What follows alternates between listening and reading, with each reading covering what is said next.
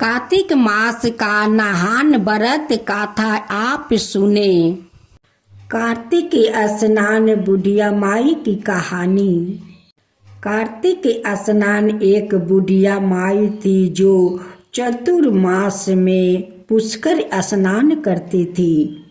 उसकी एक बेटा और बहू थी। सास ने बहू को फलाहार उपास में खाने योग्य बनाने को कहा तो बहू ने खाली टिफिन ही रख दिया। बेटा माँ को पहुँचाने के लिए पुष्कर गया। रास्ते में माँ से बोला, माँ फलाहार कर लो।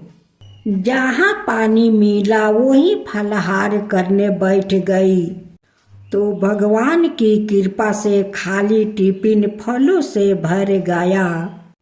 माँ ने फलाहार कर लिया। पुष्कर माँ के रहने के लिए झोपड़ी बनाकर बेटा आपस घर आ गया। रात्रि में श्रावण मास आया और बोला, बुढ़िया माई दरवाजा खोलो। तब बुढ़िया माई ने पूछा, आप कौन है? रात्रि में श्रावण मास आया और बोला, बुढ़िया माई दरवाजा खोलो। तब बुढ़िया माई ने पूछा, आप कौन है? मैं श्रावण मास। बुढ़िया ने तुरंत दरवाजा खोल दिया। बुढ़िया माई ने शिव पार्वती की पूजा अर्चना की, बेलपत्र से अभिषेक किया। जाते समय श्रावण मास ने बुढ़िया माई को आशीर्वाद दिया और झोपड़ी की एक दीवार सोने की हो गई। भाद्रपद मास आया, उसने भी दरवाजा खोलने को कहा। बुढ़िया माई ने दरवाजा खोला। सतु बनाकर कजरी तीज मनाई। भाद्रपद मास ने बुढ़िया माई को आशीर्वाद दिया। झोपड़ी की दूसरी दीवार भी सोने की हो गई। फिर आश्विन मास आया और उसने भी दरवाजा खोलने को कहा। बुढ़िया माई ने दरवाजा खोला। पितरों का दर्पण कर ब्राह्मण भोजन करवाकर सिद्ध किया। नवरात्रि में माँ दुर्गा को अखंड ज्योति जलाकर प्रसन्न किया। सत्या की विजय दिवस के रूप में बुराई का अंत किया। खुशी में दशहरा मनाया। आश्विन मास ने जाते समय प्रसन्न होकर तीसरी दीवार भी बहुमूल्य रत्नों से जडित कर दी और बुढ़िया माई को सदैव प्रसन्न रहने का आशीर्वाद दिया। इन सब के बाद कार्तिक मास आए, उसने भी दरवाजा खोलने को कहा। बुढ़िया माई ने दरवाजा खोला। अति प्रसन्न मन से कार्तिक स्नान किया।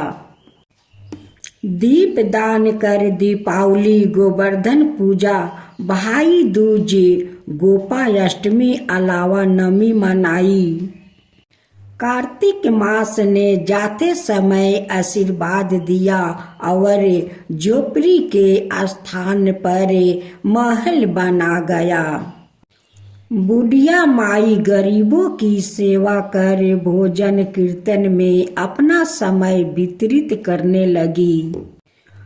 जब बेटा अपनी माँ को लेने आया तो माँ और झोपड़ी को पहचान ना सका तो झोपड़ियों से पूछा। उन्होंने बताया तो बेटा माँ के चरणों में गिरकर बोला, माँ घर चलो। सारे सामान के साथ घर ले आया। सासू माँ के ठाठ देखकर बहू के मन में लालच आ गया और उसने अपनी माँ को भी पुष्कर चोर कर आने को कहा तो उसका पति अपनी सास को पुष्कर छोड़ आया। परंतु बहू की माँ की धर्म कर्म में बिल्कुल रुचि नहीं थी। वह 4 समय भोजन करती और दिन भर सोती। 4 मास आए और चले गए। जाते समय झोपड़ी गिर गई और बहू की माँ गाधी की योनि में चली गई। क्योंकि औरत लक्ष्मी का रूप होती है और लक्ष्मी की तरह चंचल होना चाहिए। भगवान की पूजा और आदिति का समान और दान पुण्य करना चाहिए। बहू ने कहा, अब माँ को ले आओ। जब जमाई सास को लेने गया तो कहीं ना मिली। लोगों से पूछने पर लोगों ने बताया कि तेरी सास धर्म कर्म कुछ ना करती थी, खाती थी और सोती थी, जिससे वह गाधी योनि में चली गई। जमाई गाधी योनि सास को बांध कर घर ले आया। उसकी पत्नी ने पूछा, मेरी माँ कहाँ है? तब पति ने कहा, तेरी माँ लालच की वजह से तेरी माँ गाधी योनि में आ गई। प्रेम से बोले, कार्तिक के देवी देवताओं की जय। बड़े बड़े विद्वानों ब्राह्मणों ऋषि मुनि से पूछने पर उन्होंने बताया कि तेरी सास के स्नान किए पानी से स्नान कराने पर उसे मनुष्य योनि मिलेगी।